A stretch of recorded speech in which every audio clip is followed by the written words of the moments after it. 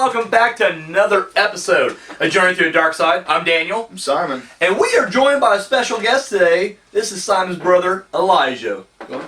Welcome to the show. Yep. No, seriously, jokes aside, we've been trying to get this guy on the show for fucking years now. Like, season 1 we were planning on getting you here, you know, so I'm glad it all worked out. I'm glad you're finally here. So, guys, we're going to jump into it. Simon, what is the episode we're looking at today?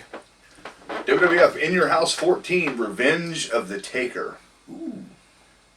From April the 20th, 1997, Rochester, New York, the Rochester Community War Memorial. In attendance of 97, it's in your house, business is down. 10,000. Elijah, you want to take a guess? Unless you already know. Did you look? Did you research? No research? Perfect. I never researched either, so what do you think? How many people's in this place? I don't know, 8,000. 8,000? I say 10,000? 6,477. Closer. So, Yeah. this is a more, but it's also, if I remember correctly, none of the In Your Houses have had really large attendance. That's about an average attendance. In fact, this month's worth of shows we're doing will be the end of the small 2-hour In Your Houses. Because after Canadian Stampede, when they go to Ground Zero, they actually expanded out to the 3-hour format. And even though they're still treated like B pay-per-views, they're giving that A treatment as far as like bigger arenas and, you know, well, I mean, bigger arenas for 97 anyway, Yeah. so. And what was the main event? I mean, Revenge of Taker, it had to be Taker, right? I mean, it'd be weird if it wasn't, but what was the main event that night? You know, and I'm just gonna, I mean, it was his pay-per-view. He's world champion. How's he not the main event? I don't know, it's just weird. Is he? What's the main event? It's like the Stone Cold Steve Austin. I think it's Hart That's Foundation. it. Bret Hart versus Stone Cold Steve Austin. There is a kayfabe reason, though, the world title didn't go on the end. And I'm Actually, okay with it's that. Hunter Hearst Helmsley and Goldust. Dark match. Well, that would have been your main event right there. I So, mean, yeah. and not even like Triple H and Goldust. Like, no, it's like Hunter Hearst Helmsley, fucking Blue Blood. Like, he's not even King of the Ring yet. He's literally still just doing this shit. He could have been. That's a year removed from that. But anyways, there is actually a kayfabe reason why they didn't do Taker Mankind at the end of the night. And I do like that, like, you know, because me and you are always on the same page. World champion should close out your pay-per-view. Yeah. But if you give it a kayfabe reason to explain it, I'm always okay with that. Yeah, I mean, yeah. And the reason here was when Austin arrived to the arena, Bulldog and Owen Hart jumped his ass in the bathroom. Did you see the segment? I didn't see the segment. It's funny as fuck. So they beat him up, and then when they come out, Owen's holding a crowbar or a pipe, and then he looks at the camera and goes, oh, and drops it, and they run off. It's like, holy shit. But anyways, of course, Austin, tough as nails, refuses medical attention. And of course, they're just like, can you continue? He's like, damn sure, I'm going to go down there and whoop his ass and all that stuff. So then they're just like, well, I'll tell you what I'll do. Real Monsoon, president, was just like, I'll push it back, give you some time to rest, and we'll bump the Taker Mankind match up one. And so, kayfabe reason, it was your main event, but then got bumped. So I'm okay with that. Yeah. Would you set right with that? Yeah, Okay. Austin, you got another 30 minutes of There you go. recuperation. He totally needed it. So, let's get into the build-up of this match. Because really, this match, honestly, there is a ton of build-up. A year's worth? A year's worth. So 1 year prior to this, Taker's in an exhibition match on Raw's War with Justin Hawk Bradshaw, and a debuting Mankind runs out there, attacks him, setting off this massive epic feud that would last over a year. Remember when they used to do that? Oh man, good times. Back when they used to do like year-long anythings? Yes, good times. Of course, that would lead to their match at King of the Ring. At King of the Ring, Mankind pick up the win. Mankind would invent his own fucking match, the Boiler Room Brawl for SummerSlam, and he would also win that match. Undertaker would retaliate, invent his own match, the Buried Alive match. He would win, even though he would get buried alive at the end of that, but he still won. At Survivor Series, they'd take on each other. Taker would win again. So right now, 2-2 as far as single one-on-one pay-per-view encounter. And then they just kind of... Well, then, yes. We get the Royal Rumble about time 97. Let me roll a little bit. I'm squeaking here. When they go up to Royal Rumble, they do cross paths, but for the most part, Mankind was kind of preoccupied with Terry Funk the entire fucking pay-per-view of that match. Yeah. And then, of course, we know the controversial end of that. You know, the Final Four with Austin illegally being eliminated, to come back in and illegally taking out Taker, Vader, and Hart. At the next pay-per-view, they'd have a Final Four match. Hart would win that and win the world title, and then Taker's road to WrestleMania gets a little curvy. Even seeing him have to help out his WrestleMania opponent Psycho Sid in a cage match to make sure that Hart did not win the title and take it away from him. And either way, here we are 1 year later, world champion, fucking Undertaker, and he's going up against Mankind. What happened was This was the summer of Undertaker. This is it. And when Mankind, the next night after WrestleMania, Paul Bearer comes out and he is asking for forgiveness. He goes, you know what? Because he betrayed him back in SummerSlam. He did. And he goes, you know what? I did that for a reason. For me, turning my back on you meant that you had to pull yourself up to find out who the Undertaker really is, and you proved yourself. You're world champion. I did. This is all my plan. First Taker's like, fuck off. We're not doing that. And he goes to leave. And of course, Mankind shows up and attacks him from behind. Now there is a little piece of this narrative that actually gets left out completely on this pay-per-view, and I just wanted to bring it up because it's kind of an odd thing. Guess who comes out to rescue the Undertaker from this beatdown? I have no idea. Psycho Sid. Which is so odd because we were talking about this last week with, Sid versus Taker at WrestleMania 13. It literally was like Hart comes out, interferes. Hart, who's already pretty much in his feud with Austin. Like his dance card's filled for the next few months. Yeah. But they start teasing this Psycho Sid Hart thing. And I'm like, why did they bring Sid out during this thing? Because this is all Mankind Taker. There's really no room for extra shit. But they bring Sid out to be like, I'm going to help out Taker. And it's like, why? All I can think of is he's on his way out anyways. I think they're just trying to figure out something to do with him. Yeah. And, softball season's about to start. And they're like, we've got to do something with him. The only thing I can think of is possibly, and I don't know if you guys would know this for sure or not, but at the time, Mankind was teaming up with Vader because they were both managed by Paul Bearer. Yeah. Maybe they were playing some kind of Sid Vader thing, but this is around the time that Vader gets arrested in Kuwait. And even Jerry Lawler kind of makes fun of him during this match. They bring that up. He's serving time! I love that. Hard time! So anyway, maybe that was a plan. Who knows? I don't know for sure. But that's the only thing I can think of logically that you'd have maybe Sid interfere and Vader at the same time. They'd lead to a tag match. Who knows? But either way, the big story going into this is right before their encounter here on Raw, Mankind hits him with a fucking fireball. Boof. And of course, at this point, they're talking that possibly JR says that allegedly he's got some blurry vision and can't quite see out of his right side. So will that affect him? We'll have to find out. Elijah, I normally take the lead on these and just kind of do the matches. Would you want, you're the guest, do you want to kind of hit some highlights from this match, or do you want me to be the dick and keep going? I'll go either way. I don't want to just keep talking. He's normally cool with me just taking over the match talk, but if you want to, got some highlights you want to point out, some things you liked about the match? You're fine. Okay. I'm just trying to be a good host. That's Undertaker was throwing him into the railing. Sickening, right? Basically, the ref was letting everything go. He didn't give a shit. They were hitting with weapons. And Foley loves that guardrail. Yeah. Every match. Guardrail and steel steps. Looks sickening, too. Like, he's getting slammed back in that thing, and I'm just like, fuck, dude. Like, that's a bump. That's a fucking bump. Yeah. The other bump I liked that was safer, but it looked devastating, was when he has him the third time, and he's on the other side of the guardrail, and he brings his head right into it, and you just hear that crack. And you know how it's achieved. They got two guardrails butted up, so that way you're going to hear that. But it doesn't make the impact sound any, you're just like, fuck, holy goddamn, quit it. And I'm sure he probably one of the safest bumps he took the entire night anyway, but still, yeah. In his life. Taker, of course, he's bandaged up. He's got the big fucking gauze bandage over his eye and everything. And you're right. At one point, the weapons just start coming out, and it seems like the referee doesn't give a fuck. They even mentioned that, too. They're like, is the ref gonna... That's why I thought it was so weird, because typically, we've been reviewing these matches, and every time that they get cheaty on it, and they start, using weapons, the referee always finds a way to distract himself. Like, he'll be watching these two. He'll see Taker of a chair, and he'll be like, where's Paul Bearer at?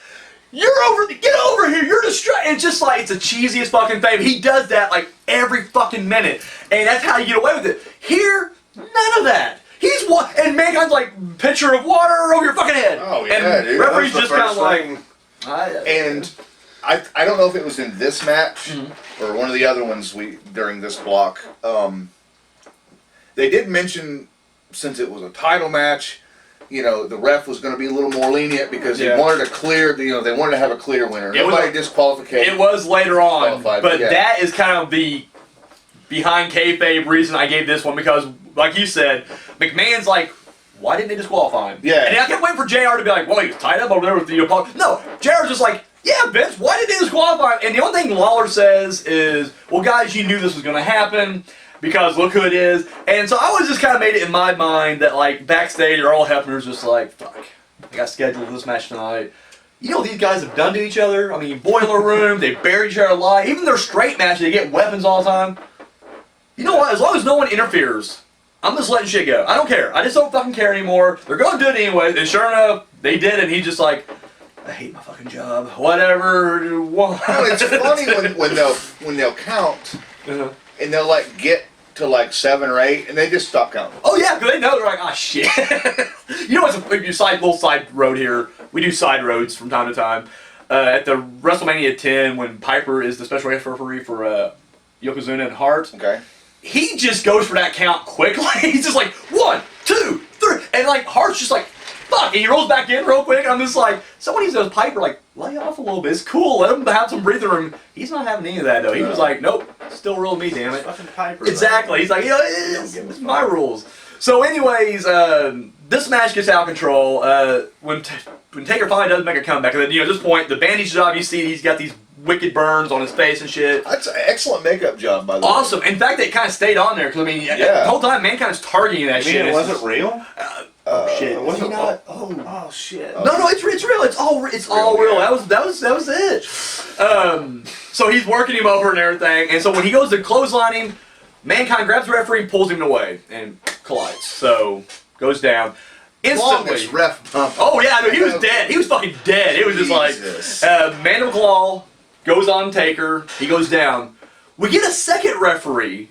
Now we established that for the past year, this Mandible Claw has worked perfectly on the Undertaker. The Undertaker has been destroyed with bigger moves that he can get back up. But boy, that claw gets in his mouth. He's down. He can't get out. Mankind has him down. Simon, the match is over. Does it to the ref. Yeah, the referee comes in. He's just like, "Ah, you too." And I'm like, "Wait, you got the match won." Now, granted, we know what's going to happen. They're wanting to get weapons involved, and he's wanting to punish him. Could you not beat him for the title first? Win that belt, get that paycheck, and be like, now, Paul, grab me that chair, and I'll get the stairs, and we'll fuck him up, and we'll really hurt him after the match. Yeah. We got the belt already. Nope, he's just like, I ain't thinking. I'm so mad and angry. He throws the referee out. So, Mankind lets his emotions get the best of him, I guess, and it's early Mankind. That's how he was. That's how he was. Yeah, I think they at that time they have established it like he's psychotic. Yeah, he's crazy. He doesn't think straight. And, clearly. So then Paul Bear throws in. We do get some early Cactus Jack though in this one because when he's beating the shit out of Taker, he does that middle rope elbow drop to the outside. Yep. Bang bang! And I'm like, oh shit, we're gonna be sitting. His mask even comes off at one point. He does get stuck in. Yeah, he does the hangman, and then he pulls the mask, and you're just like, dude, it's like you're seeing the seeds of Cactus Jack starting to emerge. It wouldn't be long. No, it wouldn't. So, anyways, Paul Bear throws a chair in there. Mankind's like, no, I want stairs. Yeah, that was.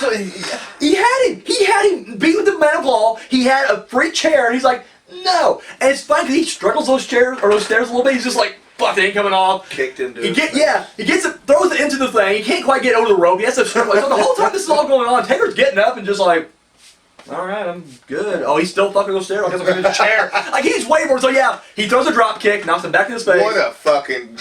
And they showed it like 3 or 4 times over and over. And it's like that was a terrible drop kick. It was a bad drop kick. But I'm gonna give it to him because it was a long match. Yeah. He's a big guy, and it's like the fact that he even was able to. Exactly. That's what I'm giving him. I'm gonna give him points for that one. Grazed the But you're stairs. right though. It was a rough drop kick. Like his legs were really kind of spread apart too. Like it wasn't even like a good drop kick. It was just like fuck. That's all you got out of me. Which is better than what I would do, even fully healthy and ready to go. I'd be ready, first match, I'd be blown up already. So Sweet shin music. Exactly. So anyways, Taker picked up the chair, hits him like a sickening shot to the head. I really miss unprotected chair shots. I mean, I get it, but it's like, my God, it doesn't completely turn everybody. They were a staple of that. Oh my God, and I love it. So he hits him, throws him over the ropes, and then when he's hanging on to the apron, he hits him with the stairs, and we get probably one of the greatest table bumps definitely of all time. An iconic scene. He's like in a hole. He goes in there. like, let's say he goes through the table. I don't mean like he hit it and it broke perfectly in the middle and everything just collapsed on him. And no, he really just like he burrows into the fucking table. Like the table's still standing. If you watch the replay, like it's like he's diving into a pool. Yeah, his arms are out and everything. And he goes right into that thing. And it's like none of the shit falls off. He just goes right in the middle, and he's stuck even. And of course, the whole time they're all like, he's dead. He's dead. I'm like, oh my god, like fuck. So you think the whole night the commentators had to like realize that there's a hole in our fucking table? You know, I gotta think that would almost be like accidental. It had to have been set up the way that he went. But you had to hit your mark perfectly, because you know what I mean. Like after that whole match, care about that's true though. He's just like, fuck it, I'll figure it out. And anyways, Taker goes out there, pulls him out, throws him into the ring. At this point, the referee is now getting up. Yeah, okay. The other referee's dead too. He's already out there. But first referee gets back up. Taker hits him with the choke slam, and we get a kick out. Now, this may not seem like much, but this is 97. Choke slam did put fuckers away. Yeah. Like, his finisher was a tombstone. The choke slam put people away. Fuck. A jumping clothesline put people away. Right, King Kong Bundy? So, anyways, we know that this is an effective maneuver, and Mankind still kicks out. And that made Mankind look like a complete badass.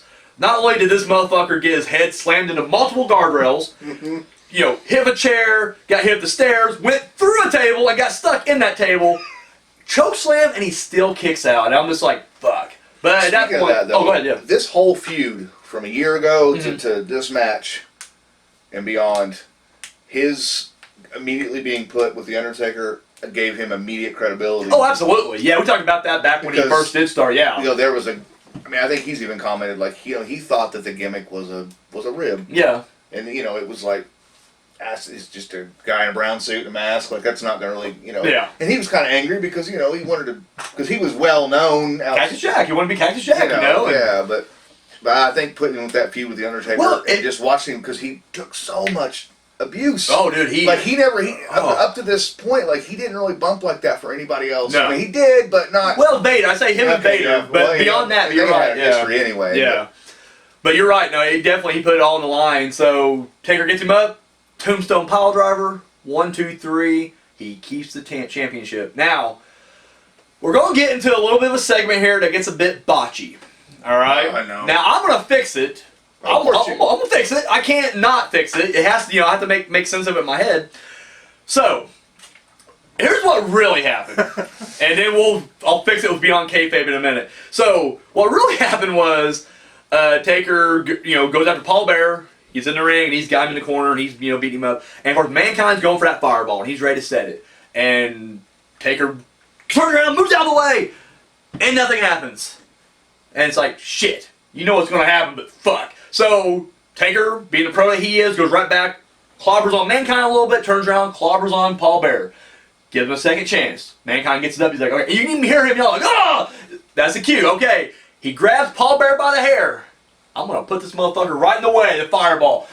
Ah! Puts him over there, and nothing. And it's like, and they even stop for a good second or two. I mean, there's an audible, we all fucked up here. Yeah. Now, I will say right now, complete kudos for Mankind not doing this. Oh, like he's had a fireball. For Paul Bearer not to react. I think, oh shit! Oh, there's nothing there. Hulk Hogan did something. Exactly. That's what I'm saying. This was definitely not Halloween Havoc with him and Warrior, and of course Taker wouldn't really have to. Well, he ended up burning himself. Exactly. So at that point, Taker is like, fuck it. He starts beating down Mankind. He beats down Paul Bearer in the corner, and then he picks up the paper and the lighter. And you see him go over to Paul Bearer, and if you look in his hand... They're not making a secret about it at all. No. Hey, at this point... He can't even get it lit. He can't get it... Like, literally, he's trying... You can see it on his face. You can see it in the hand. He's trying. It ain't doing it. So he goes back to Mankind, beats on him for a minute, goes back to Paul Bearer, and he gets that fireball. Now, I will say this.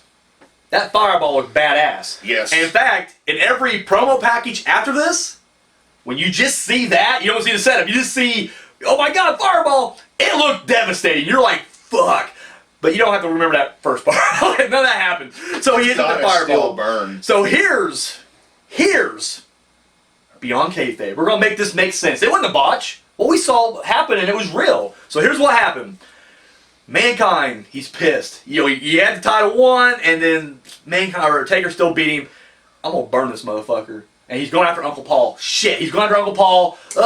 Hang on, Uncle Paul, I'm coming. Taker's in there beating the fuck out of Paul Bearer, and he's just like, he looks at Paul Bearer in the eyes, and Paul Bear's just taking it, but then that 1 second, he glances over and he glances back, and he's like, Mankind's coming up from behind. He's gonna try to attack me, motherfucker. He's gonna do another fireball, isn't he? Ugh. And he goes, not this time. And he steps aside. And Mankind's like, oh shit, I almost got Paul Bearer. Don't you gonna do that? And Taker's like, fuck you, and hits him, decks Paul Bearer. Thinking that's enough. I got Mankind out of the way. Paul Bear's what I want to get. I've been dragging my hands on this motherfucker for a year now, So and every time. And I'm not going. Yeah, exactly. There's no executioner this time. No one else. Not getting through my hands. He's going after him, and as he's going after him, Mankind's like, no, motherfucker, you're still getting it. Going for that fireball. Taker's like, this motherfucker dumb enough to try this again? Fuck it, I'm gonna grab Paul Bear by the fucking head. He's gonna get face first. Ah! Throws it in there. Now Mankind again goes shit, but you see it in his face.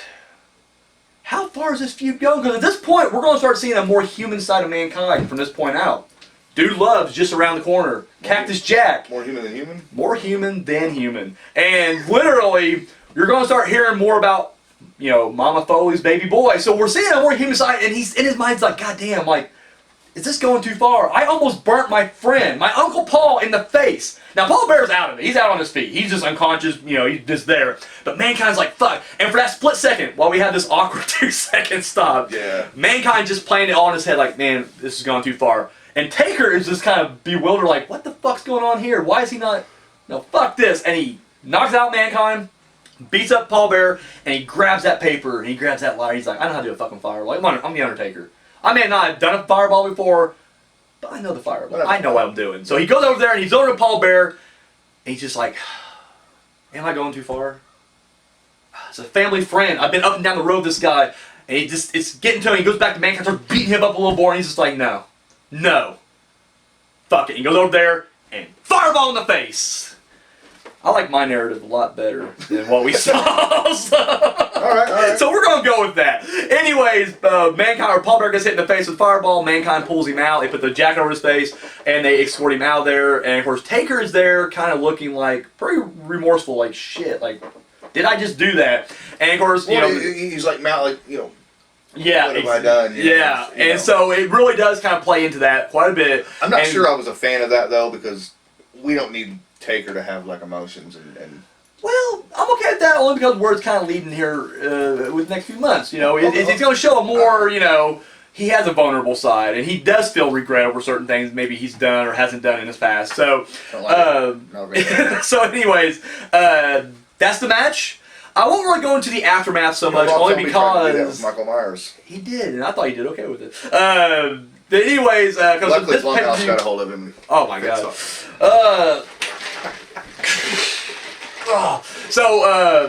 Yeah, we won't really go into much of the fallout from this just because these pay-per-views kind of go right into the next one. So, Elijah, you're our guest. You're new here.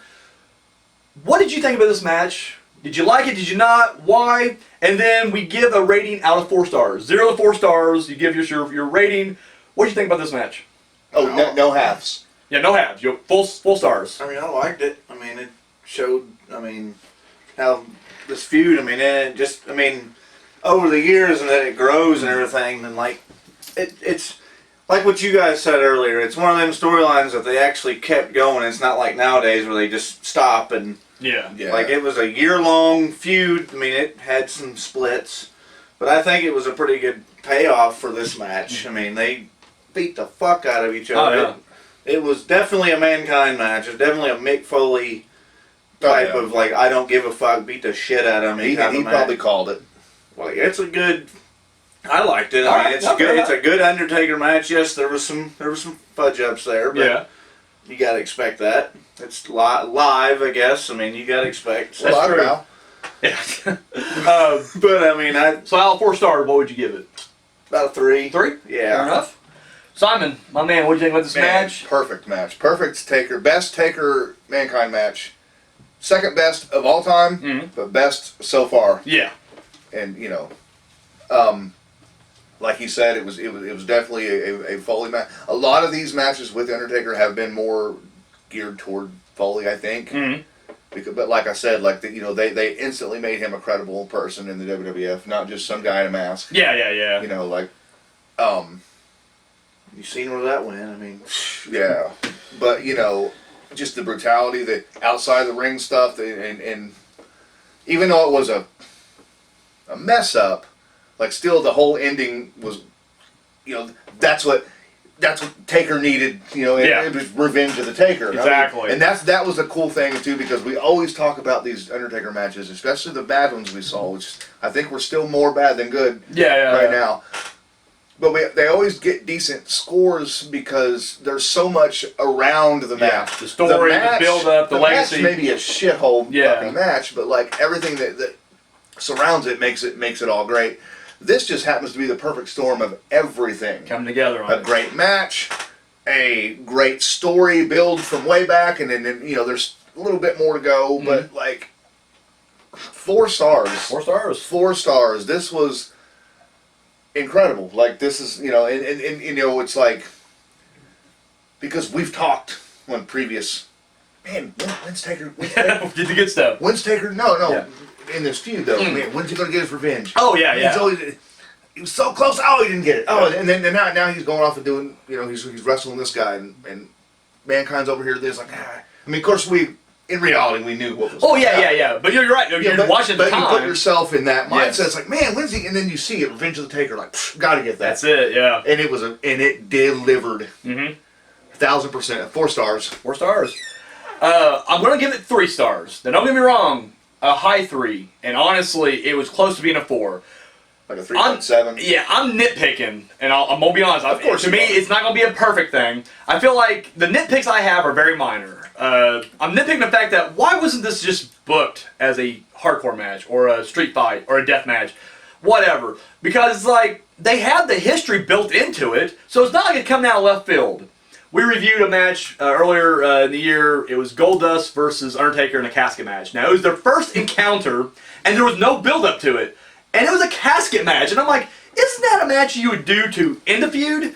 This is literally their first encounter, and he's just like, casket. And it's like, didn't they do everything in reverse, basically? Yeah, because it went backwards, because the next match was standard, and they had a really ridiculous, I don't know. It was bad. So anyways, I felt like they did the opposite here almost, where it's like they had all their insane gimmicky matches first, but then the last couple matches have just been standard. They had Paul Bearer in a cage above the ring, but it's like, it was still a standard one-on-one match, and I'm like, okay, here's the champion. Like, now it's like the stakes are really high, Revenge of the Taker, and it was like, nah, we're going to just do regular. Now, they still skirted around that, like just, did what they're still doing the weapons, but just like, could you imagine if it would have been under deathmatch rules, how much crazier this match would have been? Like, it would have been just insane. The other thing is, and once again, this is no one's fault, this is just me being a dick, but it's like, Mankind had the match won. It was over and he had a title. It's like, I don't care, we'll buy the fact that he's psychotic and deranged, but it's like, even he knows how to win a match because he's done it twice now and keeps getting the upper hand and winning other matches. And then here, it's like, yeah, you can still hurt the guy. I think he understands that concept, but he's just like, nope, I'm going to let go of the hold. And then referee, fuck you, you're going down too. See, when I'll agree with that nitpick for sure. To make it even worse, really, I'm not lowering my score. No, you're good. You're locked in.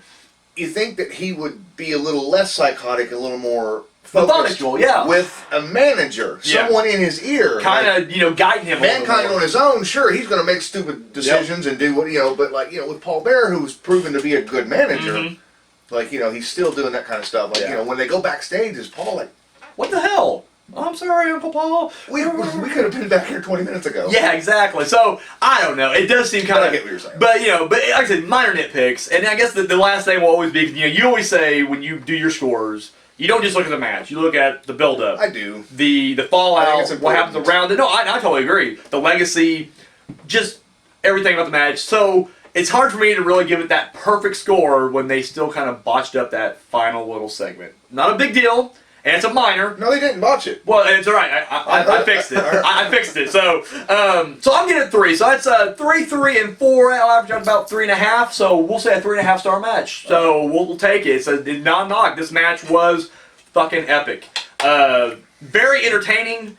And that's what I'm going to say about this upcoming month of matches is literally, there was not one match where I felt bored at all. No. Every match was just solid. Because I mean, I think we've took a peek behind the curtain before, like you told them, you know, we do watch these. Obviously, we don't have the same clothes on. We all I'm not watch changing these next week. we watch these in big blocks, and sometimes it is a chore to watch 4 or 5 matches in a row, and maybe one of them's worth of shit. And sometimes it's a chore to watch 3 matches on those short months, Well, and we still gotta go through 3. And you're like, God damn, these all suck. So I would just like to say that, in my opinion, the next 4 shows after this, you're in for it's good stuff. You're in for a treat. I'll tell you right without now, spoiling, you're in for a treat. It's gonna be solid stuff. So I guess that's all we got right now. Anything you want to add? I'm just telling next week be sure to check the weather. Stay tuned. Because it's getting cold. It's a little chilly in here already. Goddamn. Anyways, it's gonna be a cold day in hell. Elijah, anything you want to add to this? No. Elijah, just glad I was able to be in here. Elijah, I'm glad to have you on here. Thank you again You're for here all joining month, us. buddy. That's it, man. You ain't going nowhere for the next month. So that's all we got, guys. Thank you for watching. I'm Daniel. Simon. Elijah. Catch you next time.